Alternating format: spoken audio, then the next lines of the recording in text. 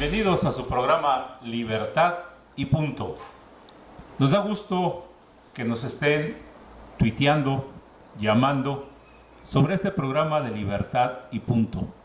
Les agradecemos esa amabilidad que han tenido y con mucho gusto daremos paso a los temas que ustedes nos están solicitando. El día de hoy tenemos temas de gran importancia y nos acompañan como siempre dos grandes amigos. Ángel. ¿Cómo está el auditorio? Bueno, nos da gusto saludarlo. Miguel Ángel, estamos a las órdenes de ustedes. Viviano. Aquí estamos de nuevo en este programa, esperemos que los temas sean del agrado del público. Como les comentaba, en su portal interactivo i.com, usted acceda al mismo y verá en televisión este programa de Libertad y Punto, lo mismo que otros programas como Agenda I, Reflexiones, Estudiante y Punto, Inteligencia y Punto, y algo más que usted quiera ver y quiera escuchar. Como lo comentamos al principio, el día de hoy tendremos dos temas.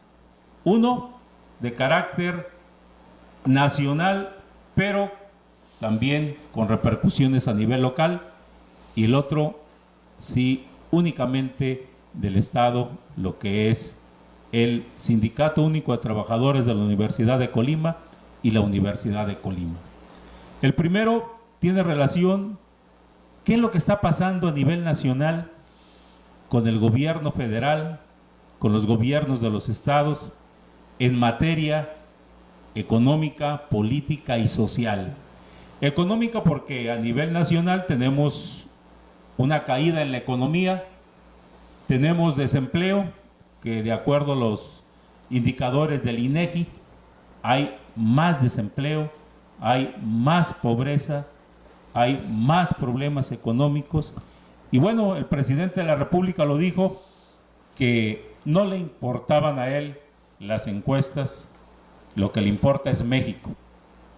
Y para que México salga adelante se requieren reformas estructurales. Y estas reformas estructurales, que las aventó de un solo golpe, no hubo posibilidad de ir dosificando estas reformas, sino que las envió todas en este mismo año. Y tenemos el problema de la economía, que no prosperó ni resultó tener los indicadores que se habían programado. Hay recesión, y debemos decirlo con mucho énfasis, hay recesión económica en México. ¿Cómo se entiende la recesión económica? Porque el crecimiento de la economía, es decir, lo que se está vendiendo, lo que se está comprando, lo que se está produciendo, hay déficit. Es decir, no estamos en un nivel, lo que llamamos el Producto Interno Bruto, es decir, el producto de la economía, no ha crecido. Y luego tenemos el problema social. La reforma educativa ha generado una gran movilización a nivel nacional de los maestros inconformes. En Colima, afortunadamente, no tenemos esos problemas, pero nos damos cuenta en la televisión cómo en el Distrito Federal se están terminando los negocios que están alrededor de donde están los plantones. Entonces, problemas con la reforma educativa.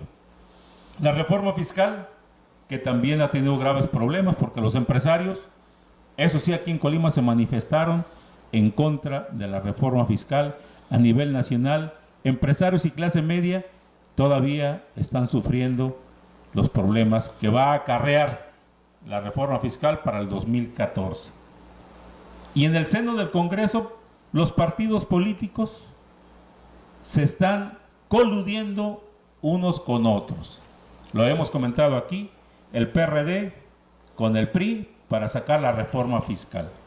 El PAN está llevando agua a su molino porque no quiere el IVA en la frontera, porque son gobierno en Baja California, en Sonora, y quiere ampliar su posición política en Tamaulipas, en Nuevo León, en Chihuahua, donde ya fueron también gobierno, y están peleando que en la frontera no haya el incremento del 11 al 16%.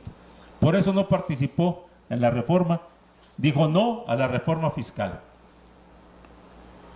El PRD dijo sí y están ahora buscando esta colusión entre partidos y están condicionando primero reforma política para que haya reforma energética. Si no hay reforma política, no habrá reforma energética. ¿Y qué tiene la reforma política? Propuestas del PRD que desaparezcan los institutos estatales electorales. Entonces hay inconformidad y esta inconformidad nos lleva a que el gobierno federal tome las decisiones y diga, a ver, los gobiernos de los estados anteriormente pagaban la nómina del sector educativo, del magisterio. Ahora ya no lo van a hacer. Los estados tendrán la responsabilidad de enviar su nómina, ¿producto de qué? Y eso hay que decirlo con mucho énfasis, del censo que se está levantando a nivel nacional. Los resultados van a ser los que se validen, los maestros que están trabajando, los maestros que tienen plaza, los maestros que ya no están comisionados, serán los que estén en la nómina y les van a pagar del centro, es decir, de México. Aquí ya no van a cobrar. Ya los gobiernos de los estados se les acabó ese gran problema, pero también era parte de una acción que tenían para negociar con los sindicatos. Ahora habrá una sola negociación. Entonces estamos ahora buscando la forma de cómo centralizar el poder a nivel nacional para que los estados estén perdiendo poder, peso y capacidad de maniobra. ¿Cómo podemos ubicar esto? ¿Quién empezamos, Viviano? Bueno, A ver, bueno, el asunto es que se está efectivamente volviendo a la centralización. Hace algunos años el clamor era que las ciertas facultades que estaban centrales se delegaran a los estados. Finalmente los gobiernos estatales son autónomos, según lo dice la Constitución, los 31 estados son libres, soberanos y autónomos, entonces cada estado podría manejarse de la manera que mejor le conveniera, de acuerdo a las características del estado, porque hay que tomar en cuenta que entre los estados del norte, los del sur y los del centro, hay muchas diferencias que, bueno, cada quien tiene que adaptarse a sus propias necesidades. Entonces ahorita de nuevo se está centralizando. Esto quiere decir que a los gobiernos estatales se les van a quitar facultades, se les va a quitar margen de maniobra, y esto ocurre precisamente cuando de nuevo el PRI vuelve al poder, porque si lo recuerdan, durante los 12 años que hubo gobiernos panistas, nunca se tocó este tema, los gobiernos fueron totalmente libres de realizar lo que era su función, nunca se metió los presidentes con los gobernadores, todo se trabajó en santa paz, y precisamente ahora, cuando de nuevo está el PRI en el poder, estamos volviendo al centralismo. De alguna manera esto, yo no sé cómo se pueda ver, pero para los gobernadores de los estados, sobre todo para los gobernadores de los estados priistas, esto es como una traición del presidente Enrique Peña Nieto a los gobernadores del PRI.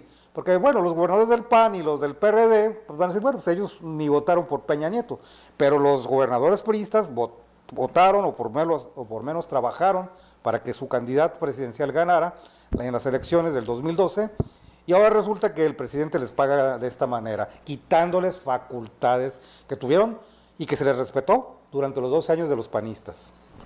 Habría que pensar, por lo pronto decimos que el pueblo sigue bailando con la más fea. El problema de la cúpula y de la estructura social, que son los gobiernos y los partidos, es un problema. Pero el problema del pueblo nadie se lo ha quitado. Sigue el pueblo con salarios míseros, con desempleo, la pobreza extrema que dejó de rezago el panismo.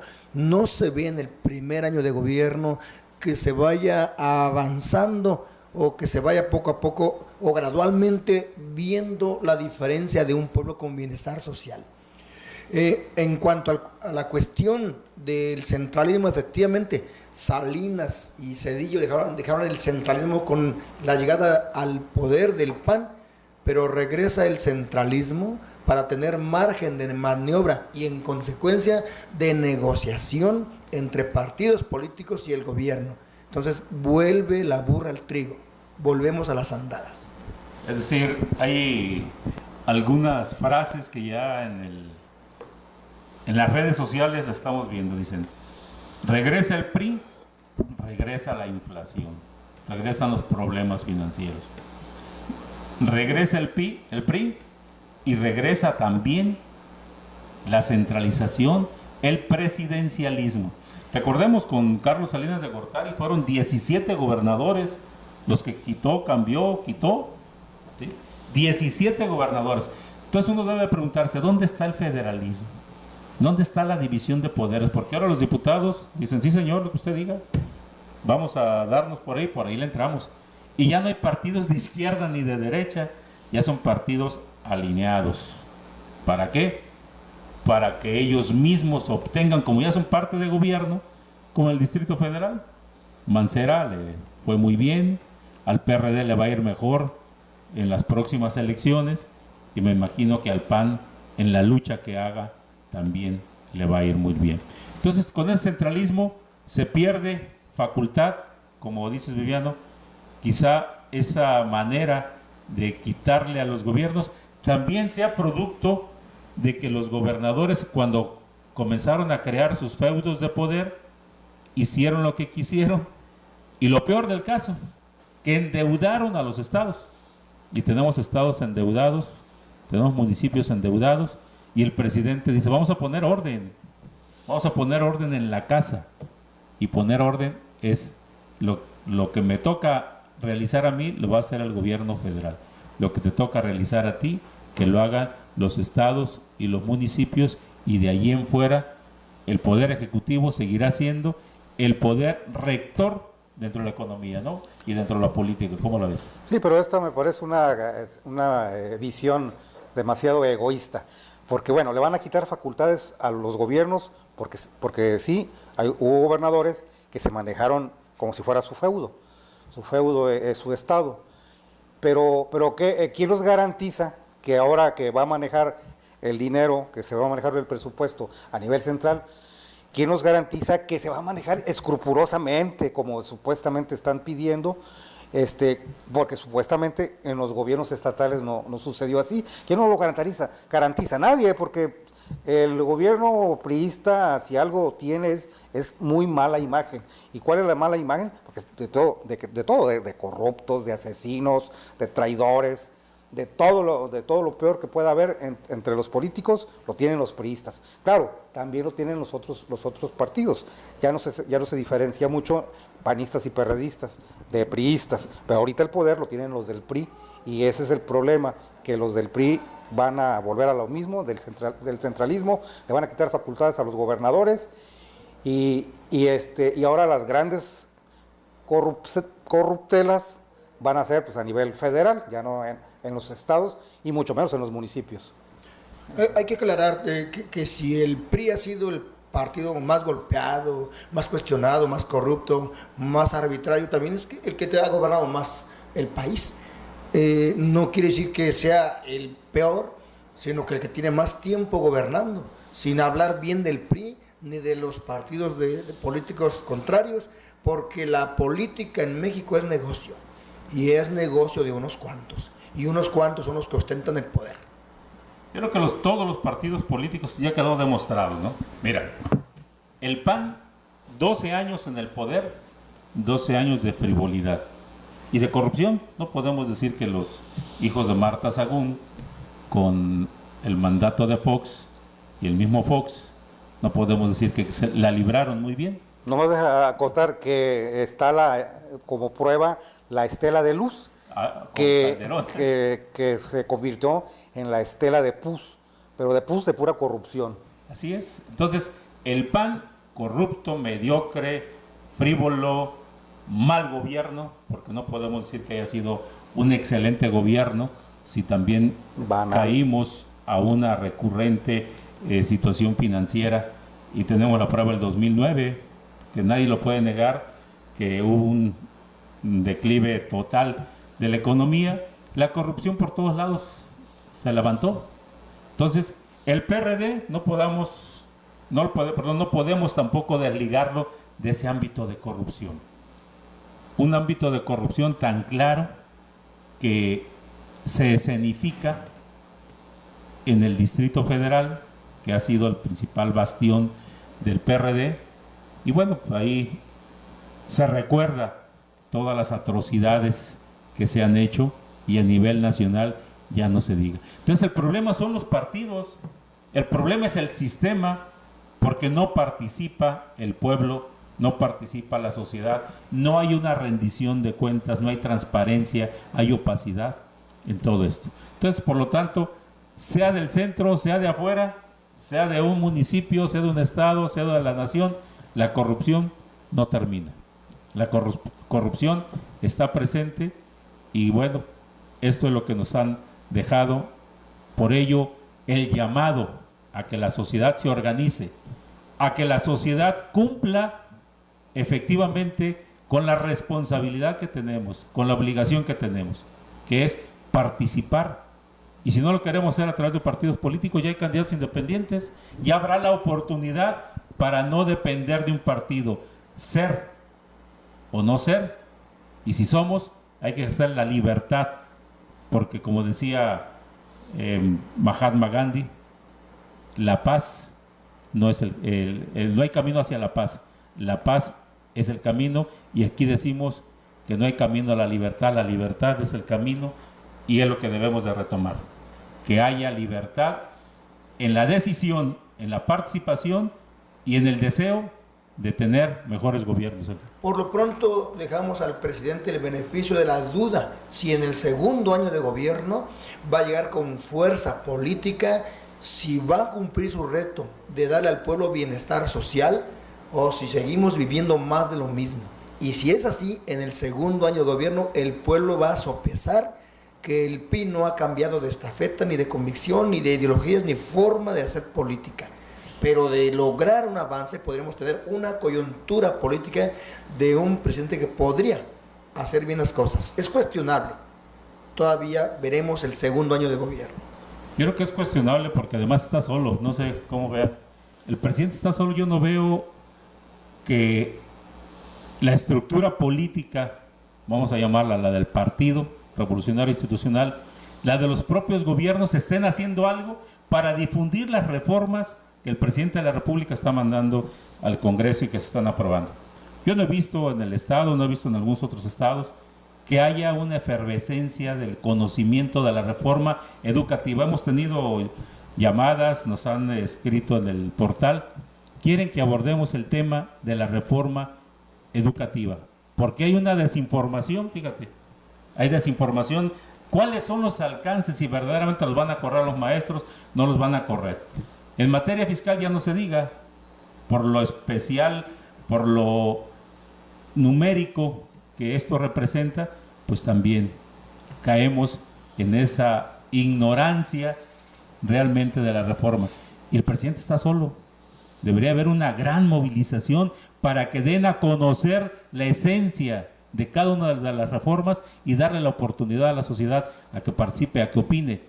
Y yo les aseguro que eso cambiaría el semblante de que cuando uno conoce, sabes opinar, pero cuando no conoces y opinas, caes en un barbarismo, ¿no?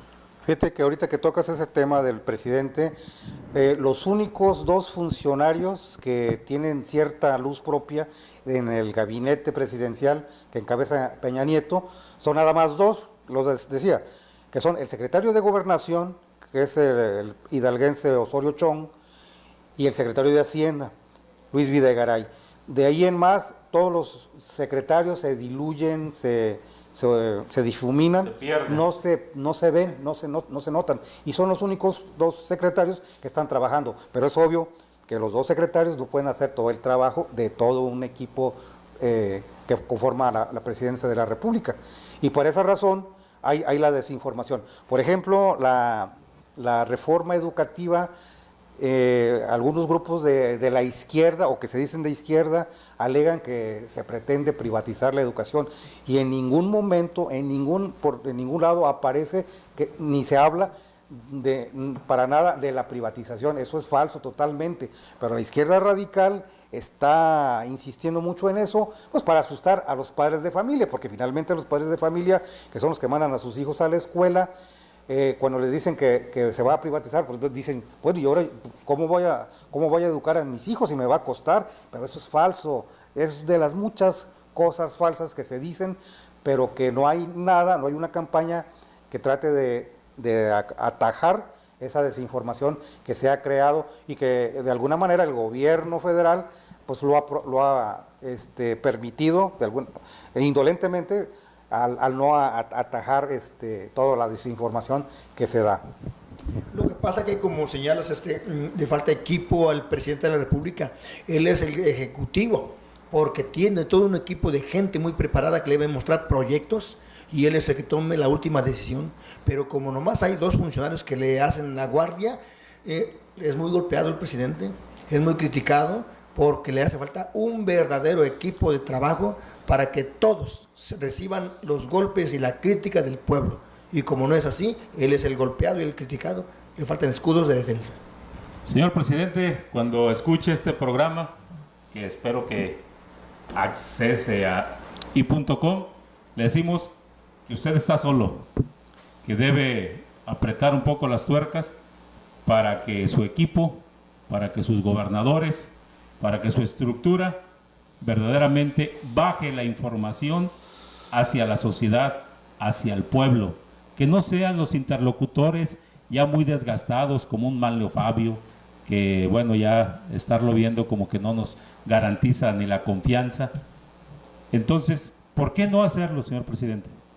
Usted está solo, que sus reformas lleguen más allá, tengan el alcance que usted quiere, así como lo ha comentado, que son los cimientos para una economía moderna, verdaderamente se conozca, y como comenta Ángel, el beneficio de la duda está puesto.